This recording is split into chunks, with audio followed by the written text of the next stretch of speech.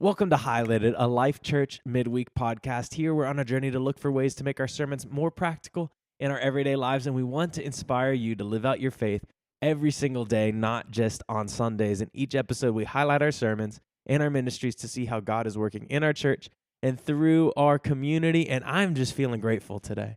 I'm feeling real grateful today, and it's because I think, Thanksgiving is a week from today when this episode is releasing, and obviously I'm in the Christmas mood already. I'm wearing my holiday sweater. It's got some skiers on it. It's not snowing yet, but it was pretty windy this week. It was. So it's all just kind of getting me in that Christmas mood, and this is the Thanksgiving special, if you would, because we're not going to have an episode next week, and that's the only thing I'm not grateful for. Yeah. This Thanksgiving is, these come out on Wednesday. Normally, this is an exception, and, that's the Wednesday right before Thanksgiving, and no one's going to watch it. That's true. Because you're going to be watching the parade. Oh, I can't wait. I'm going to be playing so Fortnite with my brother-in-law, and it'll be a fun time. But I did get you a... but I didn't. I got us. This is for us in a way. I got us a present for today's episode. Being that it's Thanksgiving. So I have a question. Who's Caroline? I found the bag in my house, so sorry, Marissa. And then I stole Caroline's bag. Yeah, go ahead. I wanted to make a disclaimer. I have no idea what's going to happen right now, and I'm a little bit worried. And if you were here Wednesday night, this is going to make sense to you. I'm worried, even though I know who's in my boat.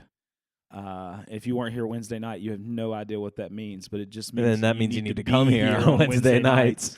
Yeah. Okay, here we go. So one of those is mine. Okay.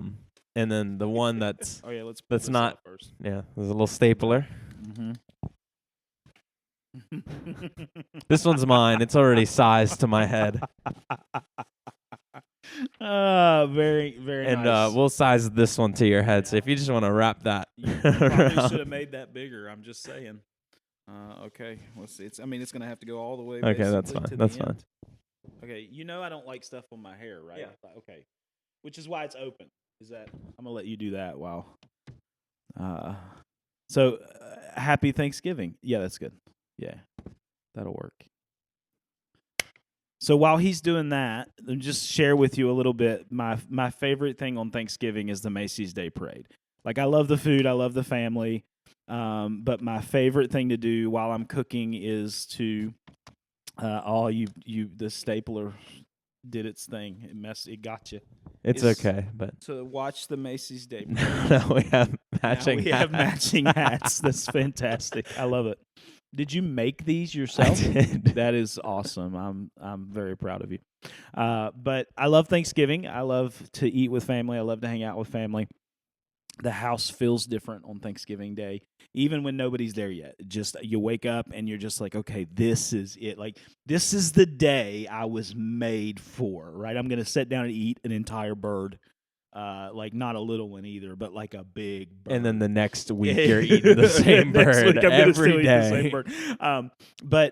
But realistically, like in all actuality, the idea that we're taking this moment and this day, and now we should be thankful every day, but we're taking this day and we're saying, okay, no matter what has transpired this year, no matter what's come about, and you guys have been through some hard stuff this year. We've been through some hard stuff this year, but I think through, like, specifically your family and everything that you guys have walked through, and the craziness, like from day one of 2024, and yet there's still things to be thankful for. There's still this opportunity for us to say, both to God and to people, right? Love God, love people. Be thankful for God, be thankful for people, that we appreciate and are thankful for all of these things. And that kind of does go along with what we've been talking about, is specifically what we talked about on Sunday, where we were really focused on this idea of peace, this idea of reconciliation and walking in this in our lives. And that's something we should be thankful for, right? That's something we should also want to aspire to. And so I would say, first off, these are awesome. Yeah, I really can't take you seriously right now. I'm gonna be honest. Oh, And, okay. yeah, a little part of me regrets, making the hat because I just can't look at you the same. But the other 99% of me is like, this was It's like, perfect. we have to do We this. have We to do gotta this keep every this week. going. We have to Yeah, keep these new hats. hat every week. No, just make something different every week. Yeah, so, Sunday, like you said, I thought was just a perfect example of what we're going to be facing, this week. And, a lot of times, not for me, I love my family. I love both sides. I Sure. love Marissa's family. But, a lot of times you hear, and it's kind of like a cliche almost, like, oh, I'm going to the in-laws, like, oh, I'm going to argue with my mother-in-law, and like things that, my sister-in-law is going to be there, or this guy, my cousin's going to be there, who my cousin voted for, like right. all of these things that become so divisive. But yet on Sunday, we talked about not just keeping peace, but making peace. Right. I thought that was probably, I'll be honest with you, I wrote that and I felt like that was going to be the line of the day. Like I usually in my messages, as I'm writing them, I'll come to this place where I'm like, okay, this is going to be the one that kind of like punches you in the gut. And that line punched me in the gut because we think being a peacekeeper is good enough. Right? We think, well, if I just keep the peace, I'm good. The problem is keeping the peace is not proactive. Okay? But making peace is. So I have to be thinking about those people I don't get along with who are going to show up on Thanksgiving. I got to think about how I'm going to respond to what they bring, right? Am I going to match their energy, or am I going to come at them from a different angle and be able to really speak into their lives? This may be, and I think we forget this. As Christians, we have a mandate, right? With that word is being thrown around a lot in our world right now. If you watch the news, if you watch any of this, they're talking about the American people has given a mandate, with their vote and all that stuff. And okay, fine, whatever. But we have been given a mandate as Christians we've been commissioned, if you will, to share the gospel of Jesus Christ, to show people Jesus and to speak about him, to talk about him, to show him to our world. And a lot of times when we think of evangelism, we think of just going out and talking to random people. But first and foremost, that has to be my family. First and foremost, that has to be the people close to me and that I'm close with. And so Thanksgiving, perfect opportunity for me to share with especially those who don't know Jesus. By the way, that uncle that you can't stand, or that sister-in-law that you struggle with, or mother-in-law, or whatever it may be, they need Jesus as much as anybody else. And I think that we're called specifically to reach people in our circle. And so this idea that we can either be peacemakers or peacekeepers it honestly was convicting even for me, because I'm really good at keeping peace, right? Like I can be the guy in the middle that's kind of like, yeah, it's easy to cool just it, guys. behave and Right. be like, okay, I'll be nice. Right. It's a hard thing to say, I'm going to forgive you and I'm going to see you at your very best. Right. And Yeah. that's what we've been talking about for the past 4 or 5 weeks Yeah. now. So Yeah.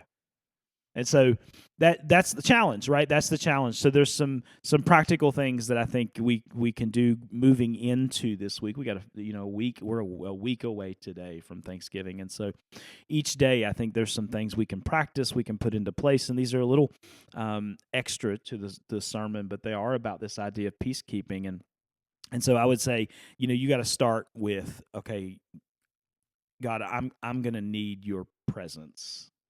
Right, starting right now, because moving into that, and we forsake that all the time. And again, if you weren't here Wednesday night, you missed a great opportunity to kind of put this into practice, because this idea that the disciples were arguing in a boat and like mad at each other because nobody brought food right after Jesus had turned this small little meal into enough to feed 10,000 people. And they're in the boat, they're arguing, and Jesus gets up and he says, "What's wrong with you guys?" Not necessarily in that manner. He's not mad at him per se. He's just he's frustrated because they don't get it. They don't understand. They still don't see that the guy in the boat can do all of these amazing things, and they still haven't put their faith and trust in him yet. They're still putting their trust in this food, right, in this thing. And so for us, we need the presence. We need the guy in the boat, and for pun intended, we need the guy in the gravy boat, right? Yeah, and that a lot of that feels like Thanksgiving, because depending on what time you eat dinner, you might not eat lunch, you might not even eat breakfast, depending on what time your family's having dinner. And I know that changes depending on who's in town, who's hosting, and where you're traveling to, or who's coming to your house, and all of the different variables that go into this big meal. It's all just one big meal. Yeah. And there's so many things, and I know, like, a lot of times, because of family coming in and just trying to make it work for someone who's going to multiple meals too, right, is like you got to have those weird like 3:00 dinners, and at that point it's like there's no point in eating at lunchtime, but you're also going to be hungry right, after that, and you ate too much turkey to want any leftovers. And I just imagine myself, just like the disciples, just hangry, upset, mad, and just like, oh man, like I should have eaten that cinnamon roll, but now it's too late to eat that. Like, why didn't you make me eat the cinnamon roll? And my mom's like, hey, dinner's going to be ready at 3. Like, stop worrying about that. And in the same way, Jesus does that to his disciples. Yeah, he's like, that's hey, good. Like, dinner's going to be ready. Stop worrying about that. That's good. Yeah, I think from that practical standpoint, remembering that we need the presence of Jesus, and we either invite that in or push that away. That's our choice, right? He always wants to be there, but he's a gentleman, and he's always looking for the invite to be there and be around. And what better day to have him around in the kitchen and in the living room and around the table than Thanksgiving. So I would say, spend this week like really focused on, okay, Jesus, what can I do to have your presence here on Thanksgiving morning? And not that you don't want it all the time, but we know that there's issues. We know that there's things that we know that there are problems coming to the house. And I don't mean just people. I mean the things that they experience and things that they go through. And we want to be able to show Christ. And so just invite the presence in, right? Take time, pray this week, spend concerted time praying. Maybe you're, if you are really concerned about that, spend some time fasting. Spend some time really seeking God as it leads up into this week. And then I would say, secondly, from a practical standpoint, make 2 lists, okay? And this is the list of people you like, and no, don't make those lists. Can you rank your family from your favorite to your least favorite? No, that is not what the list is, but the list does include people's names. The first one is this: who do I know that needs Jesus? Right? Who do I know that their eternity is not secure, and because you might only have this small window, you're going to begin to pray for them right now, for an opportunity for you and anybody else in your family who knows Jesus to be able to show Jesus to these individuals. That's the first list. The first list is people I know need Jesus. The second list are people that I know I struggle with. Now, make sure these lists aren't setting out on Thanksgiving Day, right? Because then you might have some things to deal with. I'm going to pray that I have an opportunity to share Jesus with these people, and I'm going to begin to pray that God softens my heart towards these. Now, notice what I didn't say. I didn't say I'm going to pray that God softens their heart and deals with them. Right now, I'm focused on me. I can't change them, but I can change me. And so I'm going to spend some time doing that. And this is kind of what the Beatitudes flow around, this idea. Not make people peacemakers. It's blessed are the peacemakers, right? So if I'm a peacemaker, I understand there's blessing that's tied to that. Can't make you a peacemaker, okay? You're still making me wear the hat. I'm a hat maker. You're a hat maker, not a peacemaker. And so I would just say that those kind of things. Also, I think we can lean into this idea that even those people we struggle with getting along with, or we struggle with, who maybe even struggle with our faith. Like I have some family members who probably I won't see on Thanksgiving just because of dynamics, not because we don't like each other, but because they live around the world and don't come here for Thanksgiving. But who we have very different religious beliefs, very different, like night and day different religious beliefs. And yet, that blessed are the persecuted, and I'm not saying that they persecute or I persecute them. I think we can lean into that and understand that if even when we're persecuted for His name's sake, we're blessed. We can also see how He will just bless us by inviting Him in and having these moments where we can. And so I think, again, all these things kind of tie together. Are you pursuing peace? And so that's 3 practical things, right? The first one being what? Were you listening? Presence. The presence. Inviting the presence of God in, ranking your family. No, making a list of those you want to pray for, to have conversations about Jesus, and those that, I might struggle with. You know, Mitchell, I know you're watching. I know we're going to fight. No, I'm just playing. Mitchell, I love you. I'll see you next week. No, but making that list, and then that third is just seeing them in the way that Jesus would see them, really. Right. And that's what it boils down to, is really just looking at them in the eyes of our Savior. Yeah. And knowing that they they have value in the kingdom, right? And just because they might not believe what we believe, and they might not know who Jesus is, right? But if we can create an opportunity for them to encounter Him through us, man, that's worth every single preparation, every single blood, sweat, and tear that goes into prepping that Thanksgiving dinner. Is that what makes it taste so good? I think so. I think one time my mom cut herself on the knife, and the gravy turned red, and that didn't happen. That was Exodus, and it was the Nile River. It was the Nile River.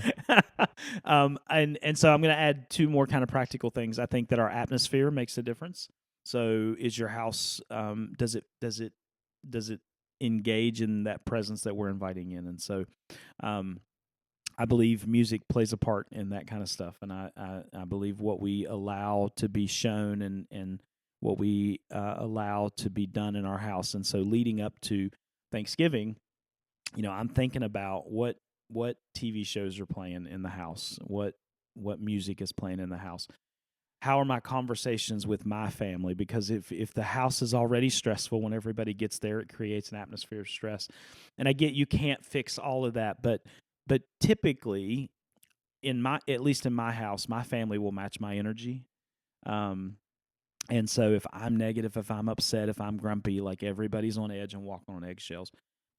But if I'm coming into this with kind of a different disposition, and I'm engaging in things, I'm singing worship songs, I'm dancing around the house, like we just, sometimes these things are just goofy things, right? Or if I'm not watching, like I steer clear of heavy shows when I know that there are moments that are coming up that could be heavy.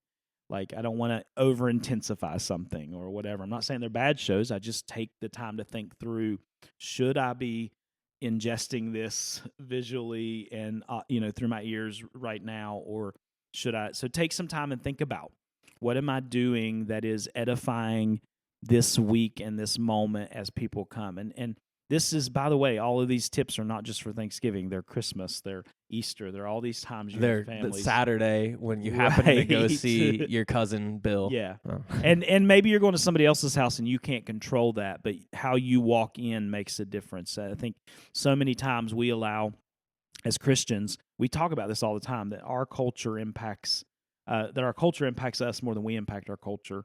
And that's never the way it was supposed to be. Jesus came in and turned His world upside down, right? It wasn't that the culture turned Jesus upside down. It was the other way around. And so, and then lastly, I would say, begin to pray over those people's homes, everybody who's going to come, right? Over their homes, over their families, pour over their job, pour over their, and I hope what you're seeing here is that the attention is off of me specifically, other than to say, okay, God, what is it in me that needs to change? But to begin to be softened to people. And you may say, well, Pastor, you don't know what they did to me. I don't. And I'm not saying it's going to be easy, okay? Pastor, they made me wear a goofy hat on a podcast. You don't understand. And I worked hard on these hats, so you're going to end up on this list if you keep, no. And so, these may seem like cliche things, but they change how we think. They change, and the more you do that, it rewires your brain.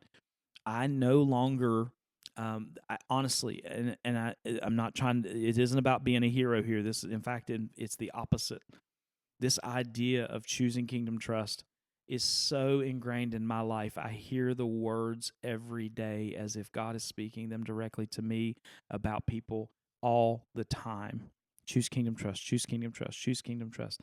And like, honestly, even things like we've been painting this week and how good we do in painting, right? Are we creating kingdom excellence even in something as simple as painting? And so whatever you're going to do for Thanksgiving, however you're going to do it, take some of these practical steps and this is about being a peacemaker. Yeah, and I think a lot of it too is like we can't change everyone's situation. We can't Right. change the home we're going to walk into. That's not ours. We can't change the attitude of the other people around us. But if we could change ours, right, it starts with us. Absolutely. And if we can do all these things, and even if we can't execute them fully, right, even if we don't have control over what the atmosphere is like, even if we don't really have control of who's going to be there or how the conversations are going to play out or what topics are going to get brought up. And even if we can't do that, if we can choose kingdom trust. Yeah. Right? If we can choose to believe the best about every single person, even you, Mitchell, right? But about every person around the table and know that they matter in the eyes of our Savior, right? Yeah. And even that one person that's been arguing all day and has been trying to just get it their way, right? They've been pushing for their sweet green bean casserole and no one made it and now they're upset and they're taking it out on everyone, right? I don't even like casseroles, so this is not about me. I promise. I like sweet potato casserole. I'll eat that all day long. Yeah, so real quick, right? That was a lot to take in. But again, like I've been saying this every single week for the past 5 weeks, and that this series has just been really simple and really easy to digest, but really practical things to live out that can completely shift our lives, completely shift our perspective, completely just shift the people around us even. And man, what a 5 easy steps that we can start today. Right? These are not 5 steps for Thanksgiving. These are not 5 steps that we'll master in 10 years. These are not 5 steps that it takes a master's degree in theology to have, like to have down. But these are 5 easy steps that, we can just get started today. And even if we don't perfect it, right? Even if we slip up, even if, I forgot to pray for this person, but I prayed for this person and this person, right? That's changing our hearts. Yep. That's shifting our hearts. And even if, you're still struggling with some of it and still trying to find the balance of, am I really living this life that God called me to? If you get started in the right direction and you walk with him and you follow his lead, man, he's just going to keep taking you every single step of the way. But real quick before we wrap up, not counting the sweet potato casserole. Yes. What are your top 5 Thanksgiving foods? Oh, man. Okay. In general, or can it be like specific? Just like Thanksgiving foods, whatever that means to you. Okay. Rolls. Yeah. Specifically Sister Schubert rolls. I love rolls. Stuffing. By the way, these are all carbs. Like every single one of mine are carbs. No, I love stuffing. I love dressing. Like it doesn't matter.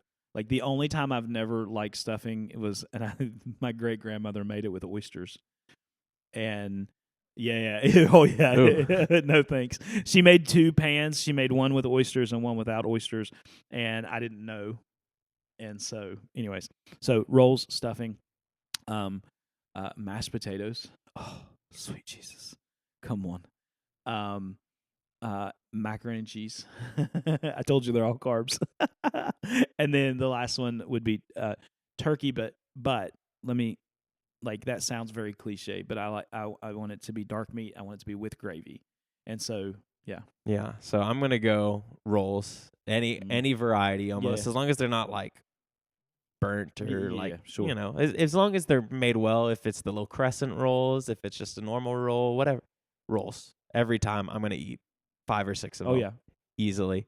I'm going to go fried apples, number 2, which is kind of sometimes you get it, sometimes you don't. Depends on what family you're going to. But if I can have my way, even if I have to make them, fried apples, mac and cheese. Then I'm going to go mashed potatoes with a lot of butter and garlic in there just lots of flavor, lots of carbs. And then, I think I'm going to go turkey too. You can't have a Thanksgiving meal without turkey, but also dark meat and not overcooked when it's dry. So it's do you guys do ham and turkey for Thanksgiving? Or usually just we turkey? do ham around Christmas time if we do a meal at Christmas time. But usually it's just turkey. So we do both for both meals. And then one year we did T-bone for Thanksgiving, which was weird.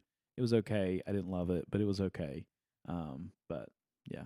Yeah, but like I said earlier in the episode, we're not unfortunately going to have an episode next week, so we'll have a week off. And then another sad story, there's only going to be 3 more episodes this year after that because we'll be in December. Yeah. And then we're going to Christmas, and then we're there, and then we're gonna take a little break that last week of the year, and then we'll be back full swing. And so it's real sad today. I know, but it's also real happy because we have our hats. Because you can just pause the video right now, do a screenshot of this, make it your background, and you will be you'll be joyful. It'll be a whole lot easier to be a peacemaker with this up. Yeah, and honestly, I'm going to add a 6th practical step to your list of 5 practical steps. If you really can't stand someone, make a bunch of hats for everyone, and you'll never smile at someone as much as you will if they're wearing a little pilgrim hat like this. I know you're not going to cut this out, so I'm just going to say it. I smacked into the microphone. Uh-oh. Yeah. Well, that's, happy Thanksgiving. Go love your family. Go share the love of Jesus with them, right? Because we weren't meant to keep it to ourselves. Come on. And remember, live out these 5 practical steps. They're so easy. And we'll see you again soon. We can't wait to see you this Sunday. We can't wait to see you at Christmas Fest. We can't wait to see you over the Thanksgiving season, over the Christmas season, whatever it is. Whenever we're going to see you, we love you, and we can't wait to see you again soon.